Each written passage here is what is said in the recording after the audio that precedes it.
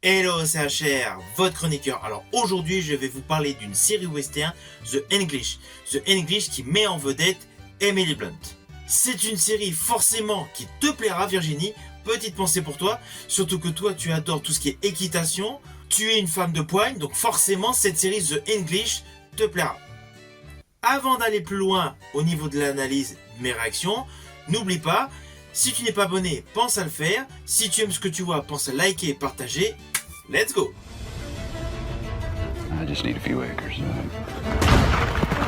Revenge. You ain't the only one. We're looking for David Melmond.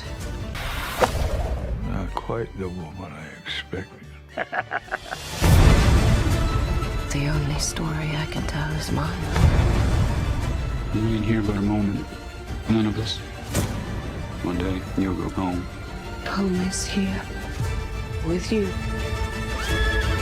How we met. Why we met. Alors le pitch de base est le suivant. Nous avons donc une femme qui vient d'Angleterre, qui arrive aux États-Unis pour retrouver un homme. Ça, c'est le premier pitch de base. Mais en fait, dans cette série, il y en a plusieurs. Il y a plusieurs arcs narratifs qui démarrent. Nous avons également un Indien qui a servi pour l'armée américaine, qui a réalisé de nombreux exploits, et qui donc rentre chez lui, donc il doit pouvoir récupérer une terre. Mais avant cela, il assiste à un dernier petit massacre. Petit massacre qui sera évoqué au fil des épisodes.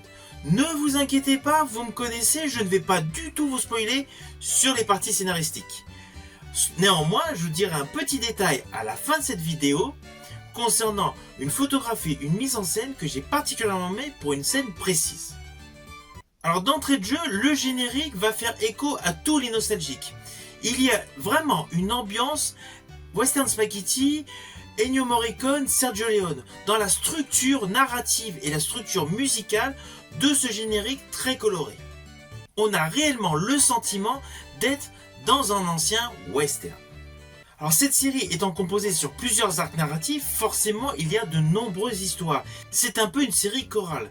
Néanmoins, chaque épisode y attache assez d'importance, ce qui fait qu'on n'est pas perdu. En plus, cette série est tournée dans de très beaux décors, dans de sublimes décors naturels. Ah oui, côté visuel, une petite innovation, vous allez vous en rendre compte, c'est que cette série est majoritairement tournée en extérieur dans des plaines. C'est assez rare dans une série western qu'il y ait au final très peu de scènes tournées dans des vieilles villes du Far West ou dans un ranch ou dans une ferme. Si on additionne tous les temps de séquence de cette série, vous allez vous apercevoir que cette série est majoritairement tournée dans des paysages naturels sans aucune construction. Alors le principal atout scénaristique de cette série, selon moi, c'est le côté réel. C'est la présentation de la rudesse de la vie de l'époque et surtout malheureusement de la petite place qu'avaient les femmes à cette époque-là. Vous allez vous apercevoir que quelle que soit l'origine de la femme à l'époque, que ce soit du côté indienne, récupérée donc par les blancs, ou que ce soit tout simplement une anglaise, comme le personnage interprété par Emily Blunt, en fait les femmes ne sont pas du tout respectées. Elles sont très peu considérées, et la majorité des protagonistes que vous allez voir dans cette série western les considèrent vraiment comme des objets. À cela s'ajoute un côté donc très raciste envers les Indiens, un côté très cruel, une montée en puissance des voleurs par rapport à des gens plus modestes, une accaparation de terres de ranch par la force, tout comme le bétail. Il y a du bétail qui est volé, mais voilà, le bétail appartient dans l'histoire à une femme qui se retrouve isolée, ben forcément les hommes lui volent. Bref, ce n'est pas du tout une série qui va vous faire croire à un monde de bisounours. On est vraiment dans la réalité de l'époque. One day, you'll go home. Home is here. With you. How we met. Why we met. Alors côté mise en scène, les plans séquences sont très travaillés. Ah oui, il y a des travelling, il y a des plans très larges, mais vous allez vous apercevoir que à cela s'ajoute une dimension assez particulière du traitement de l'image. Il y a un vrai travail de la colorimétrie, les couleurs sont saturées et le grand angle est largement usité. Et comme dans les westerns de Sergio Leone, lorsqu'on vous présente un personnage, il est parfaitement cadré, limite un par un. Il y a une vraie mise en scène, une vraie réalisation à la manière des westerns spaghetti. Avec de surcroît une qualité photo et une couleur mais sublime. Vous allez découvrir de l'herbe mais hyper verte, du sable vraiment couleur sable, enfin toutes les couleurs ressortent de manière abondante. Et ce qui amplifie cet effet visuel que vous pouvez découvrir, c'est qu'il y a une musique extrêmement belle. Alors elle est par moments lancinante, ce qui est assez logique, elle est larmoyante par rapport à certaines scènes, et elle est brutale pour d'autres. La musique est en parfaite adéquation au fil du déroulé d'histoire en fonction de chacun des plans séquences. Alors par moment, au sein de cette réalisation, au fil de chacun des épisodes, vous allez vous rendre compte qu'il y a un côté introspectif. Vous pouvez même ressentir quelques moments un petit peu donc lancinants, un petit peu passifs, mais c'est pour faire grimper l'émotion que vous pouvez percevoir. Cela n'empêche pas qu'il y a des parties extrêmement diablées pour des scènes d'action assez virulentes.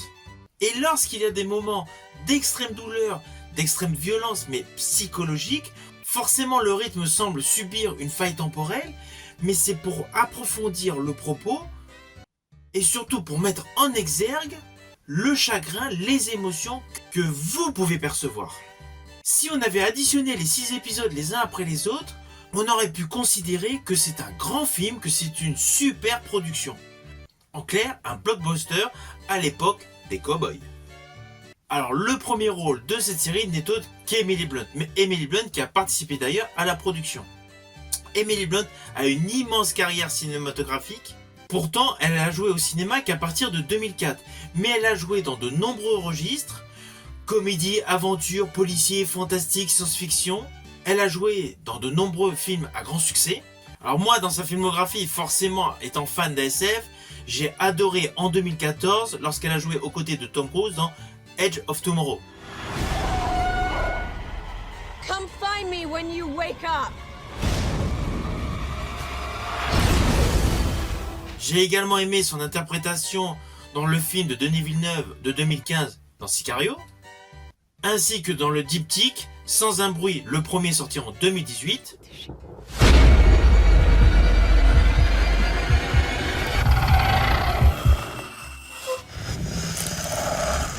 Et Sans un bruit 2 en 2020. Bref, elle a joué dans pléthore de bons films, et dernièrement d'ailleurs, elle était dans le très beau film Oppenheimer. À ses côtés, nous avons un personnage hyper intéressant, c'est le personnage de l'Indien.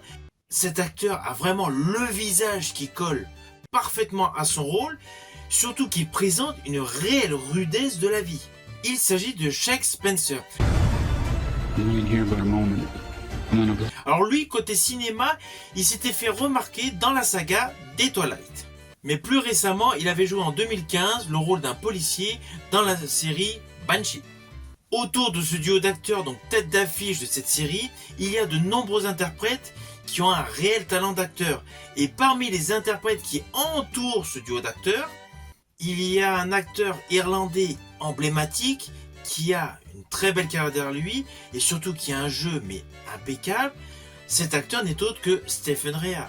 Stephen Rea que moi jadis j'ai particulièrement aimé dans le film V pour Vendetta. Mort de 100 000 personnes. Voudrais-tu vraiment le savoir? Ainsi que Ondine de Neil Jordan. They've been so about 2 years. This is where they are trapped. Why did you see that in the movies? Cette série a donc tout pour vous plaire. Il y a un excellent casting, il y a une très belle photographie, une très belle mise en scène, une histoire à poigne, une histoire assez âpre. On est vraiment dans l'esprit de la série produite par Taylor Sheridan 1883. Lorsque l'on regarde cette série, on a l'impression de vivre les événements. Je dirais même de les subir. The only story I can tell is mine. You ain't here but a moment. None of us. One day, you'll go home. Home is here. With you. How we met. Why we met. It was in the stars.